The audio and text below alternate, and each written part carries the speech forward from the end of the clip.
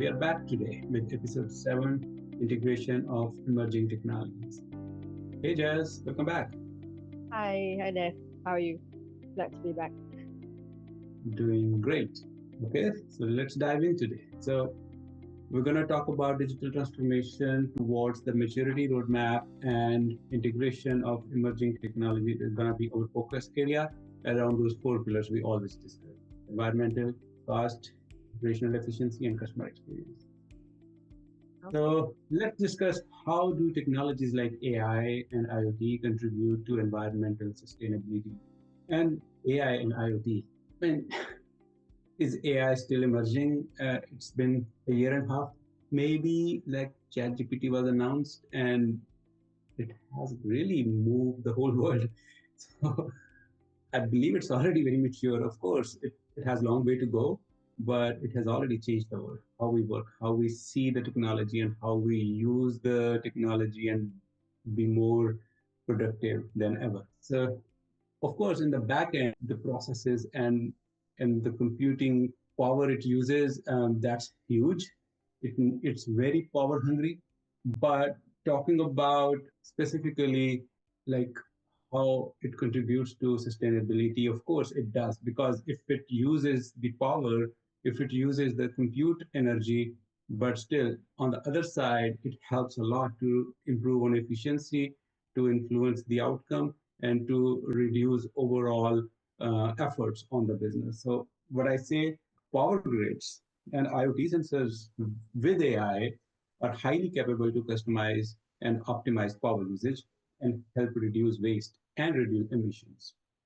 A global company, Hitachi, have teamed up with Rainforest Connection to help protect forests using AI and sound sensors. It's very interesting to see like how those sensors listen to sounds and waves and different tech in the forest, like chainsaws, like anything illegal logging or whatever, like what can go wrong in the forests. So it does detects the signals, predict any illegal stuff, and notifies the authorities so they can respond quickly and protect the environment. Very interesting story. And yeah, it's with Rainforest Connection. You guys can read that. And on the other side, I am also exploring in the marketing, like how it's a very smart and digital personalization tool. I would keep the name confidential for now because I'm not marketing any tool at this point. But that tool uses AI and help run smarter marketing campaigns by focusing on the right audience to deliver the right content at the right time where the users are. Very interesting. And it's driven by AI. It's driven by highly intelligent algorithms. It also validates and optimizes leads data quality, which is very interesting because leads quality is so important. It can ruin your marketing campaigns and affects your cost if the quality of data is wrong. So this tool, and that helps businesses to save time, use fewer resources, and get better results. Listeners, if you are interested to know what tool is this and how can influence your marketing output, DM me and just I will share that information with you also for your reference. I mean, very beautiful and smart tool it is. Sounds good. Yeah, we talk about the whole like this thing called agentic AI, which is buzzing right now, which is Hmm. combination of all the different AI tools working together or the AI agents working together collaboratively, training themselves, training each other, and learning from each other's mistakes as well to improve the flow. For sure, AI is not new, but I think with the whole generative AI, it's sort of like changed the game and speed up the advancement quite a bit more. Like you said, there is a huge environmental factor at play. Of course, on one hand, you're saying that the AI will use a lot more fuel, a lot more energy. But then on the other hand, AI can absolutely help in terms of fuel efficiency. So it's a bit of a double-edged sword. But I personally think that overall, there should be a bit more of upside to it, as it improves itself. Like, they definitely can optimize things like delivery routes for logistics, as well as transport to minimize fuel consumption, for example. We can also use AI to predict the more efficient use of fuel and battery in itself to reduce wastage. It's like just finding the most optimal way of getting something done. And of course, the environmental monitoring will also benefit things. Very interesting. Yeah. I am learning AI. I mean, I know a lot already about the AI, but every day when I get more into that, I freaked out that it's very interesting to change the way we think about the work and how can we leverage this. I heard long ago, like AI will replace humans in a lot many jobs. Yeah. It may be true. I It mean, may be, maybe. I think it's yeah. not like it will displace some job roles. Which is why then I think companies need to really prepare their workforce quite early on in the game, right? I actually talked about this recently this month during the FinEx conference, where I talk a bit about the digital transformation and why companies are still behind the game. Why till now we're still not keeping up? Why we are still not preparing our workforce ahead of time, and then we're looking at the displacement of humans or people in their job roles, when this whole digitalization started like a decade ago. And now with AI, it's the same thing all over again. It's almost, I think it's like an excuse almost. I think it's not something that you can use that as an excuse anymore. Because things are Exactly. just changing, and companies really need to keep up. You can't ignore the AI factor. You can't pretend that it's not happening. You can't just say that, okay, I'll just do it later. You can't push it back because things are moving so fast right now.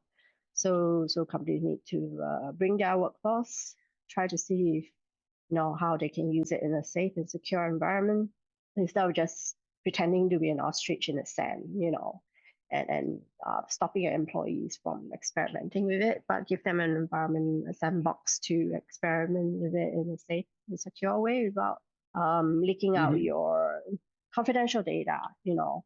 But if we look at marketing, like you talk a bit about marketing, I think there's a lot of waste when it comes to marketing events, even hospitality.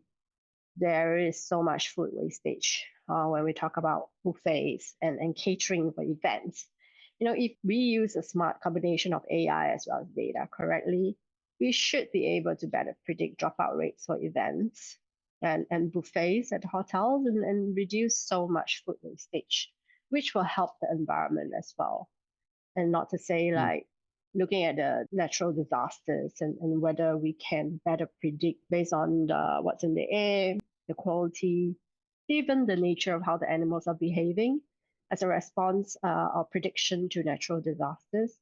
That probably could also save a lot of efforts in terms of preventive measures to fight against like the forest fires, to look at the hurricanes that are coming, which then destroy so much of our nature, our homes, and lead to so much rebuilding efforts, which is again a lot of waste. Yeah. Right on the spot, because Yeah. where I live in California, Yeah. we like every other year we have like wildfire problems. At one point, like a couple years ago, the Yeah. wildfire, we got evacuation warning. Like we were notified to get ready with your luggages and everything that you want to take away, because like the fire was literally half a mile away from my home. Yeah. Yeah, I mean, see, AI can really detect those signals, and like, yeah, Mm, there's a lot. mm, And again, like I would come back to that point, like AI may take jobs, but I think like since like at that point when that statement came out, nobody really predicted like people will keep up as well. And like now everyone is using AI at this point. What I believe, and I have also heard people talking about it, it's not like AI will replace people. It's like AI will replace people who don't know how to use it. mm. So, like at every job, at every role, at every process, we can increase our efficiency with using AI and can still be resilient. in this point, like if AI technology uses the energy and power and it's more resources consuming, but on the other side, it helps improve productivity and increase efficiency of companies as well. So it's Mm, a trade-off, but overall, it benefits and make the world move faster. for sure. Yeah. Okay, interesting. So let's move on to the financial aspect. What are the financial risks and rewards of adopting emerging technologies? You also mentioned, I think, a couple episodes before that early adopters of technologies are guinea pigs, and it's always risky for those adopters, right? Because Mm, we never know how positive or negatively it will impact the business. So, but it's a risk worth taking with an understanding that yes, a calculated risk is good and it will improve on efficiency because new technologies are always like better than the before ones, right? So, of course, there is an upfront cost, there is a risk involved, there is infrastructure requirement, training staff, and a lot of integrations. Because these days, like it's not like one-stop shop everywhere. Only big giant companies like Google, Adobe, Oracle can do a lot of stuff, but still, like there are a lot of options available.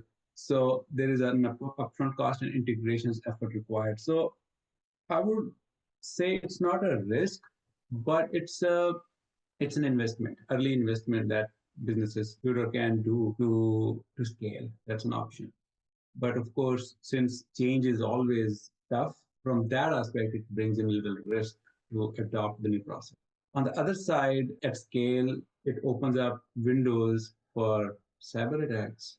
There are risks involved on data privacy because new technologies are not so mature on the regulation side, and there are impact. I mean, if anything goes wrong, uh, there have to be like solid contracts in place to make sure businesses are safe to those complications. And just yesterday, I come to know there was an outage with Slack, the popular cloud-based messaging platform. Everyone uses that. Everyone knows it's not a stranger name anymore. But not sure if you heard about that outage.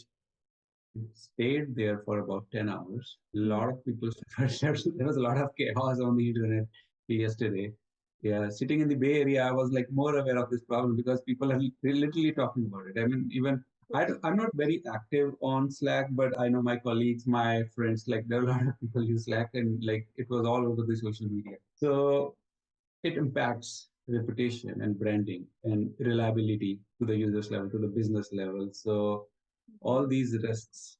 Slack is not new. It's not no more emerging, but still Slack is evolving. They may be using technology in the back. It was some database related issue, but they may be using new technologies or some integrations got wrong. I'm not fully sure what the reason is, but again, like it impacts branding, it impacts reputation and trust and reliability. 10 hours long outage is too long for mission critical businesses. So yeah, that's a good example to consider that how can we have resilient plan to switch over in such a case. Of course, it's cost effective. It increases efforts, integrations, and investment, but having a failover is a good idea always. And technology has been moving in the trend from AI to blockchain, IoT. All these are making even complicated laws and regulations in place, and having totally complied with all these regulations in all locations. Different countries have different regulations, and all these technologies are global, and businesses opened up worldwide. It's complicated to have all the policies and risk mitigation processes and legal matters addressed to the global level. That's a big risk with these new technologies, I think, because yeah, different regions, different laws, and different influences. So, but on the flip side, new technologies are more efficient. So, with all these things, automation and AI that reduce huge labor costs, because once you have the process in place, when the automation isn't there, your staff can really focus on new perspectives and customer experience and scaling the business. Then optimize energy consumption is one factor of it, but we all know like AI is energy hungry system. But at scale, DeepSeek has changed that perception as well, that it cannot be very expensive. So it is evolving. AI is evolving as well. So DeepSeek may change that pattern and understanding worldwide that like, okay, AI can go cheap as well. And it minimizes waste because automation help reduce human errors and increases the speed. So, and then AI, I like AI on the predictive analysis side. It can really tell you based on the past data and market trends and a lot of research based outcome quickly that like what can happen next, and it can predict and give you forecast on the demand side. So you can control your production, and inventory management can be better, and like mitigation financial risks. And cloud computing is a beautiful thing. I think that's a beautiful invention by, I think it's by Amazon. I like cloud computing a lot. With AI, it provides a lot of flexibility, scalable solution, reduce upfront cost. You can start with a free tier and grow slowly as your business grow, and it drives faster ROI. So instead of like having your big stack hardware investment upfront, you can really with cloud technology can manage your business very well to scale. So with all this, as I mentioned, like we have very few one-stop shops on the technology side. It can be very expensive and it can be like very complicated as well with one big contract, and one-stop shops are usually expensive.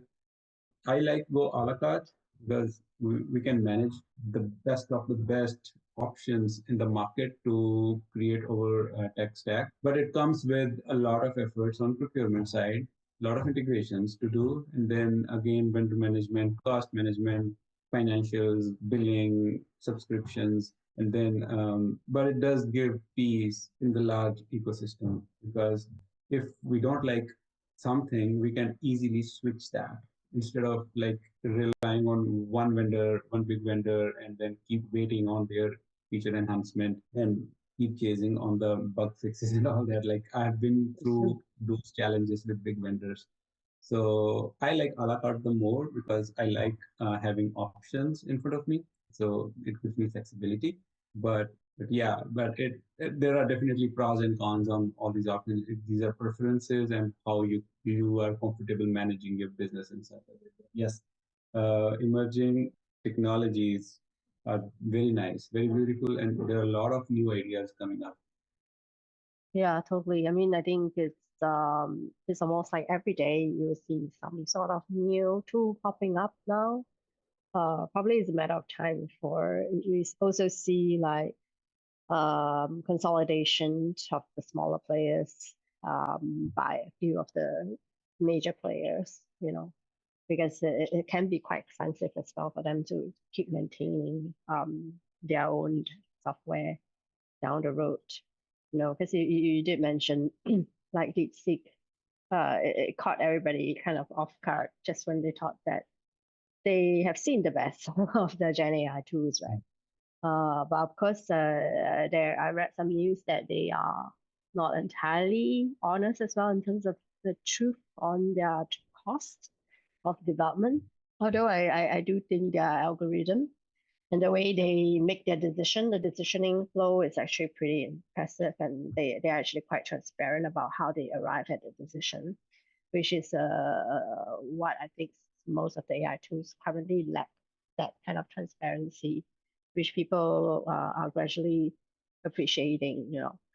So I think you did point out, I mean, if you're an early adopter, usually early adopters are guinea pigs for sure. And the truth is, they might not always end up with the best tech either, based on the lessons learned.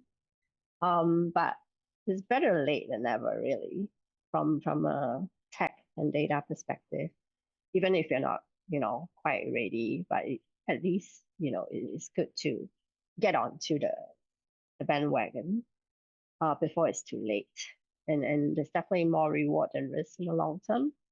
But again, I just want to reiterate that it's key to critical to make sure that you're bringing your people along with you on this journey, even if you're just experimenting with as an early adopter.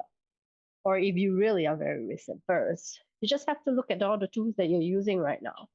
I'm very sure that almost like 90% of them would have some sort of AI already embedded in them. So then that reduces your risk because you're kind of taking on the risk and passing it to the vendors that you're already using. And they would have taken care of that, the hygiene things that they're in, instead of just buying a smaller new tool, for example. And but then for those who kind of really have want to try something new, they want to build something for themselves.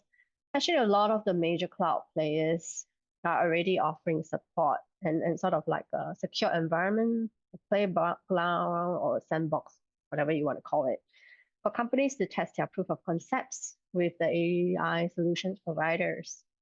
For example, right now I'm partnering with Neurons Lab, and I know they do a lot with, for example, AWS.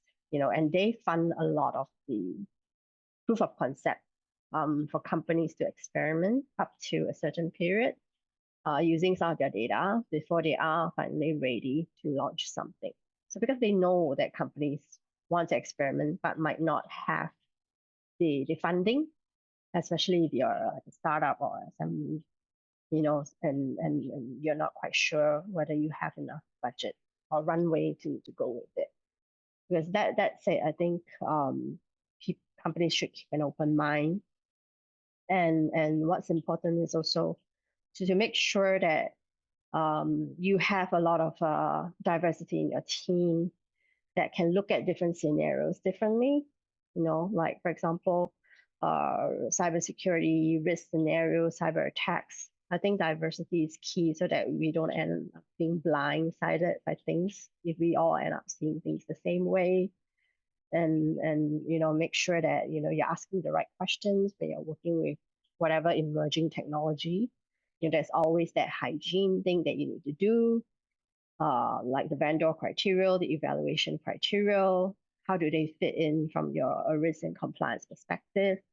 What are the processes that they have in place, and what are the guardrails they have in place as well behind that logic? And then what is your fallback plan, like fallback plan A and fallback plan B? Because come on, I mean, even the established tech companies have their own risks, right? If you think about that whole CrowdStrike scenario, and so it's not to say that only emerging tech will have those kind of risks or be prone to such attacks, because we need to look at it more holistically as to who is behind those tech, the right down to the founder's background, their credibility, and then where they are storing the data, where are their data centers located, how's the data collected, how is it maintained, and so on.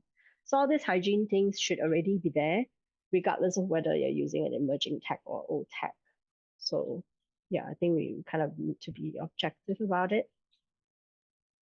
I Yeah, I'll touch on your established tech companies that like they are slow on keeping up with the new technologies. I like that idea you mentioned, and yeah, because like working through those big giant technology companies, Yeah. I have also learned like they Yeah.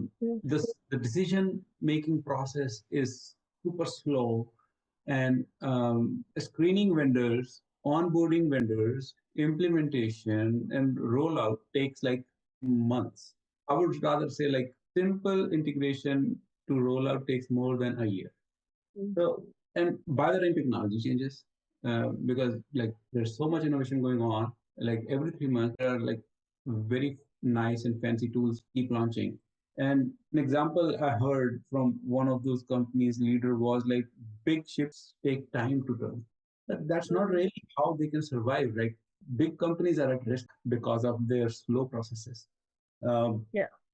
yeah, I have seen like a company adopting a simple chatbot being discussed for 2 years. So this is not right. Big companies should adopt the startup model in a way. I'm not saying like they should really get into startup mode.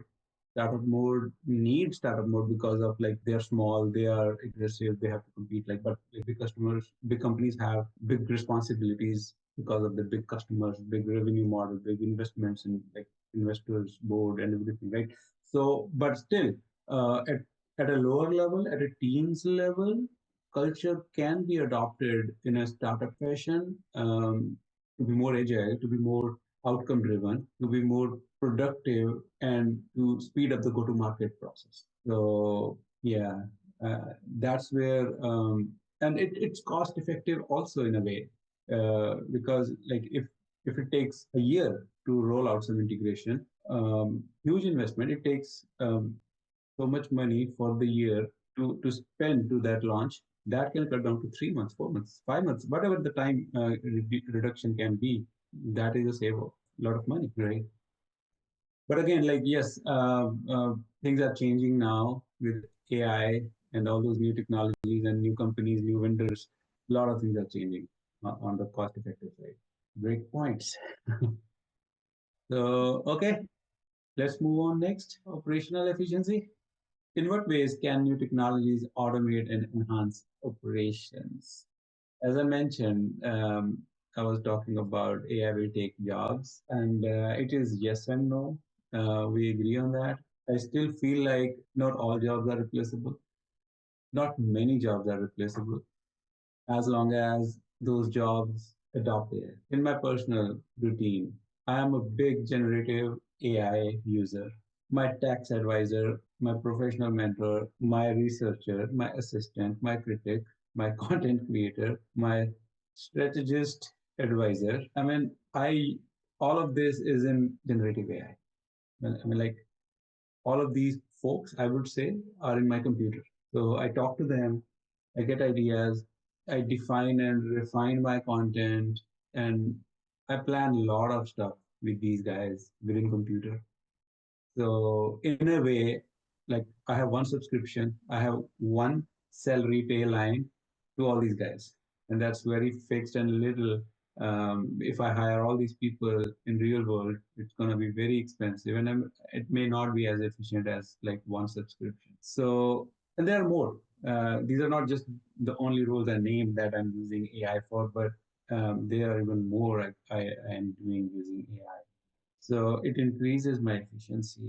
I mean, as an individual, I can do a lot more without even having trained and educated on these areas. I mean, I can still do a lot using the technology itself with minimum investment. So AI is already changing the way how we have been working. And on the other side, along with AI, robotic process automation capabilities, like it automates repetitive tasks like data entry, invoicing, compliance checks, researches, and, and notifications and reporting systems. So, and this is not really a surprise anymore because but these technologies are the game changer in a way. I mean, it's always evolving and it increases efficiencies of all. It wasn't possible a couple of years ago, but now I can multiply my efficiency 10 times using all these things. If I would learn all these things, I'll need more than 1 lakh. But like in the last 1.5 years, it's just an adoption.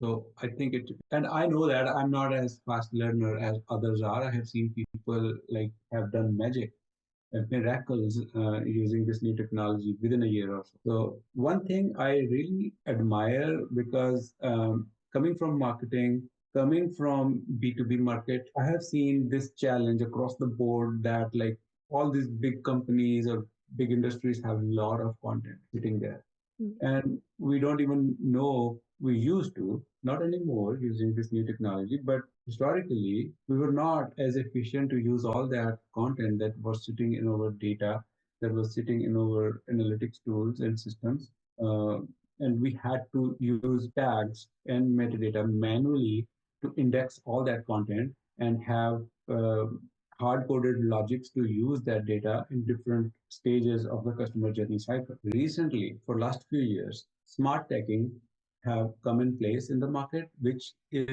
has changed the way how we use that all that content. Imagine like Google, all the, I mean, it has whole world's data, and that is all indexed. Indexed like what is indexing? Indexing is just the tagging and arranging and organizing the data in multi-dimensional way. So, and that is what is happening at all businesses level, all the content management systems.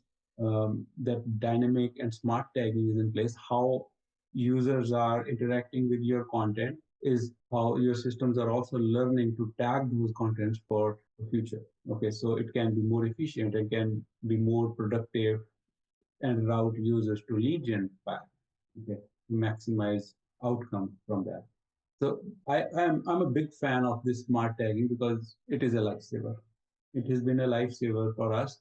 Imagine internet is all driven by indexes and metadata. It wasn't possible. See, like Google has nailed it and taught us like how to use tagging at scale. And we give keyword to Google and it gives us like millions of results in microseconds. I'm highly impressed with it. Moreover, on the other side, we're talking a lot about AI. With AI analytics tools, it helps prevent conversion drop-offs because it can give you intent signals of users. It can give you pattern-based understanding. Okay, this path is not right, or this content is not very productive in the conversion path. So we can really detect all those challenge areas and adjust our content journey, customer journey accordingly.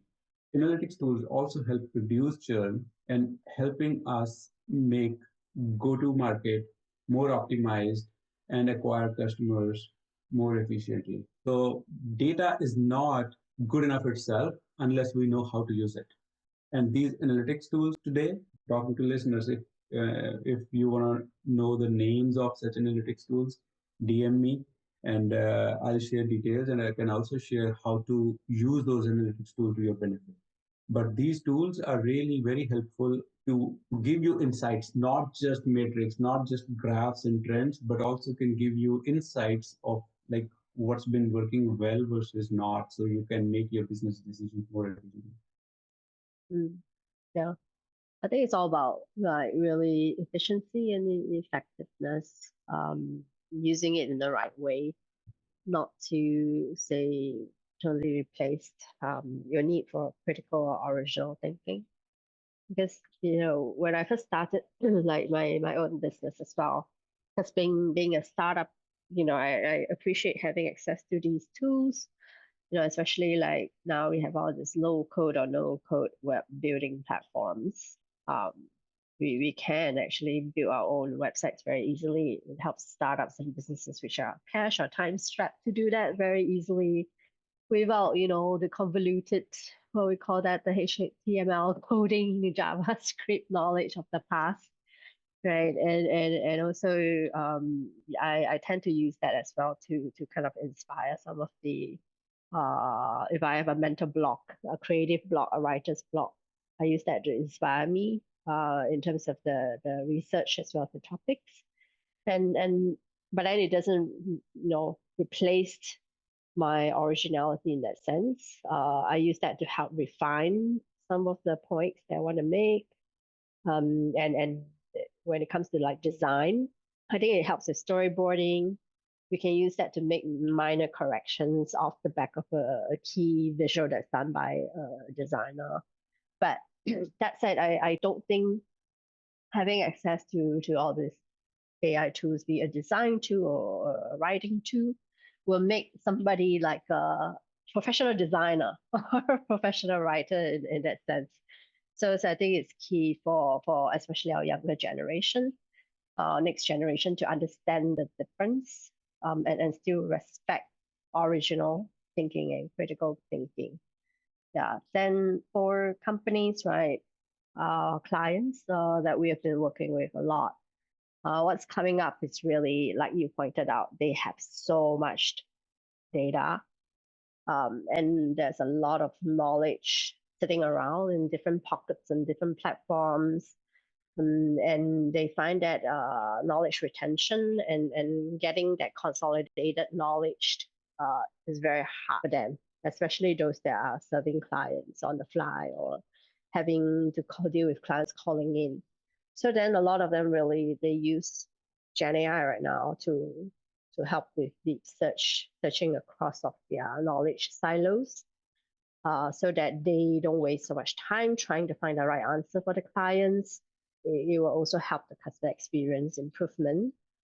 And I did point out just now about a little bit on the agentic AI side, which I see that it will be a big disruptor because the AI training and correcting itself is part of the process and value chain. it also means that we will see a lot more automated onboarding, automated processes like AI powered KYC, AML processes, smoother onboarding, and so on, which is like an expedition of the RPA or the robotic process automation. But with Gen AI powering it, I think it becomes much more powerful and seamless that way. Yeah, so definitely we'll have to improve a lot on the operations for companies, be it the middle, front, or even back office.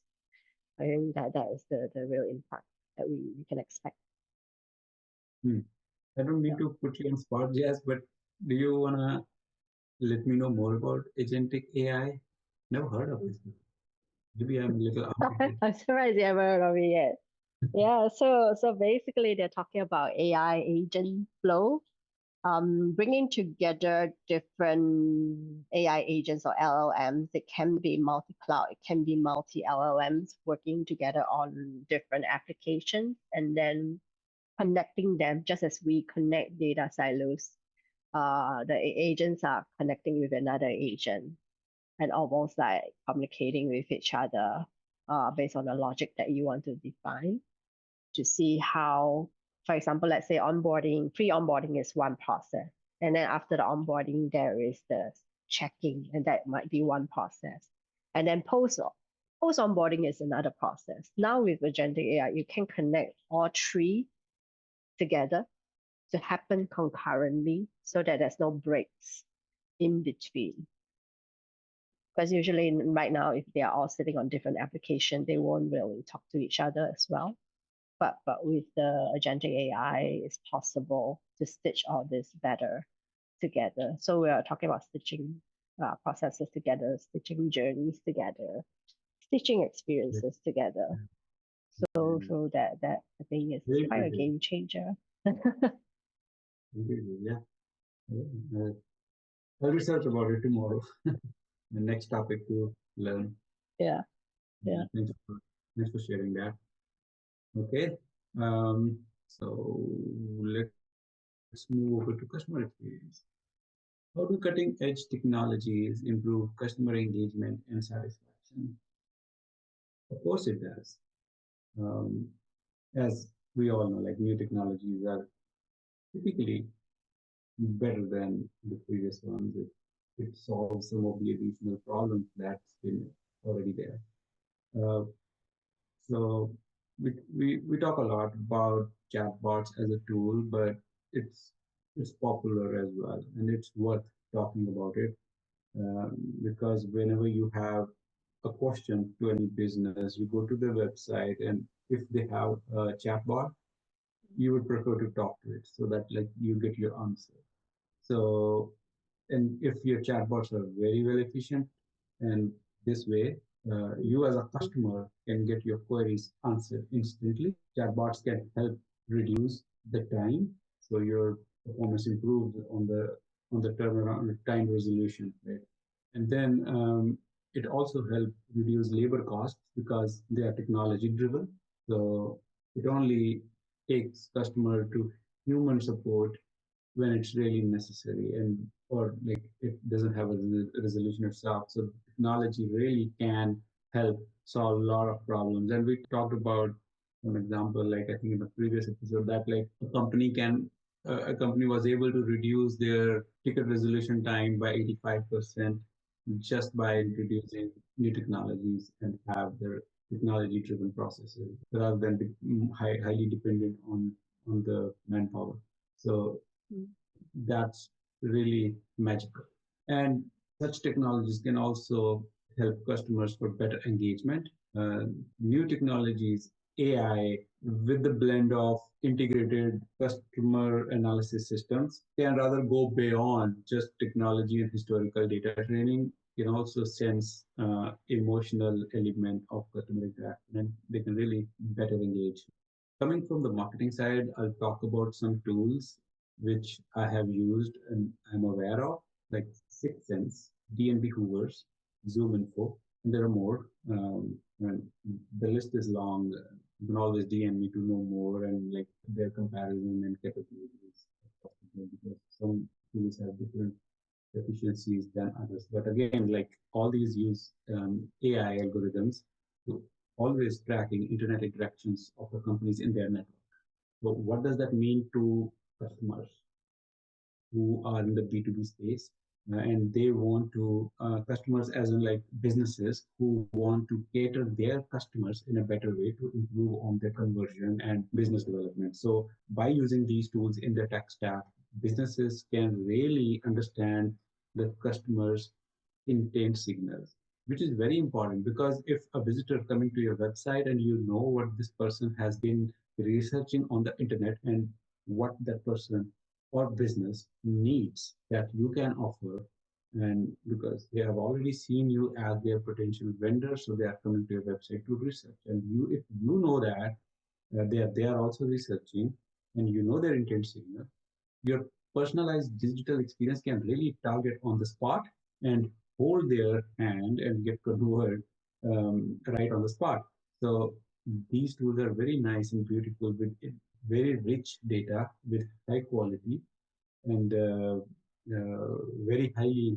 So uh, this information is very efficient and useful for tailored messages and personalized experience. And I'm a big executor of personalized digital experience. I'm digital optimization person. So that's why I'm saying like having a holistic customer experience is necessary for all businesses, small or large, doesn't mean anymore because they all are competing in the same market. So even small businesses have multiple channels. They have mobile apps, they have chatbot, they have email marketing going on, they have social media profiles, they have website, and they have campaigns going with the landing pages. So big or large doesn't matter anymore. Every company has same thing. It's just the scale is different, the segments are different. So having that holistic personalized experience definitely a necessary step to businesses at all stages. And these tools, some of these are like not very expensive for small businesses, so definitely should consider that and have that connected experience through all digital channels. Imagine an example like if a person, and I used that example before also, and that's not an abnormal one. See, like if a visitor comes to your website, have explored some content, and then stop acting on it, your chatbot can immediately uh, ping that person as like a really personalized way to, hey, you have any questions? You just looked at this content, but again, I think this is more useful for you. And like if still the conversation doesn't get concluded to conversion, an email can be triggered to that person if that person is known to the system, or these integrated third-party tools can give you that information. But still, send that email in a personalized fashion to attract that person. See, all these things are very highly possible using these emerging technologies and engage better with your customers and prospects. And I will take one more example for like Disney have come up with that magic bands and Fast Pass Plus. I mean, it's a little band can go to your wrist and that works as a do all purpose stuff. Like you can use it as like your wallet. You can use it as your ticket and as your prepaid card on different where you can have food, you can buy merchandise there, and like all these things can influence your customer experience in a very different way and very intuitive way. And like it's convenient, so you don't have to carry your wallet, your credit cards in the parks, right? So just have that one band on your wrist, and it's less chance that you will lose it as well because it's on your wrist. So technology is like, and sometimes it really surprises me that like how are they coming with all these ideas? I mean, when they are out, when the ideas are out, it seems very simple. It looks like okay, what's the big deal? But imagine like it wasn't there before. Nobody thought about it, right? So no idea is a small idea. Neither does it a big idea. But it is not done until it's done. So, and also like some ideas were invented long before, but not executed correctly. That's another thing. So these players are really have done good job on marketing and using those technologies in a better way than others. For sure. Maybe they're even inspired by some of the Hollywood movies. that we see in the past. Then they were like, oh wow, maybe we could really do that, and they actually did it. Like airports, for example. We see all those sci-fi movies where you just use facial recognition, and now it's happening at the airports. When I was in Singapore, we already have that, and in Dubai and even in Bangkok as well. You started using a lot of the biometrics initially, and then move on to facial recognition, and we don't even need the fingerprints anymore. We don't even need passports anymore. Once we're registered, we're just connected across the system, across the borders, across the different airports that kind of work with each other that way to recognize certain regions, certain nationalities, and so on. And of course, banks, they're always almost at the forefront of using a lot of these tech nowadays, the biometrics, facial recognition or voice recognition to try to prevent fraud and scams. Though I think admittedly it can be challenging for certain segments of customers, like for example, some of the elderly customers here, at least in Singapore, they do struggle to understand how these technology works sometimes. They get a little bit intimidated because it's just so different from what they're used to. They're used to remembering like their PIN, their passwords. So then for them, it becomes a bad experience if you want them to use this technology. So if you look at it that way, sometimes customer experience can be quite subjective, or it is relative to the end user in terms of what they need and how they respond to it and how they are being equipped to use that, versus another segment of customers who might be a bit more open or able to adopt it faster. And then I think importantly is also, let's say if something happens, like they use that technology, but somehow there's a mistake. Take for example, now we have like digital payments. We use a lot of what we call pay now in the region where you just key in the phone number or the business registration number to make payment to a vendor, and then you key in how much money you need to pay them on your mobile app itself, and then it just gets sent through almost instantaneously. So a lot of the elderly, or even not like the younger generation, sometimes they make a mistake. They forget to put like one extra point. So it becomes like they are paying $1,000 instead of $100, and then they just send it, and then that's it. But after that, that is where the customer experience comes in as well. Like, how do you process the refund painlessly for them? That's where I notice usually there is a gap, and there's always a break in the experience. Because while like the providers are happily enabling them with this seamless payment, but the refund is not so seamless, for example. So I think when we talk about all this technology plus experience, it needs to be end to end. It needs to be complete. It cannot just be like halfway, just to be convenient where you want it to be convenient, but not so convenient for the rest of the journey for your customers.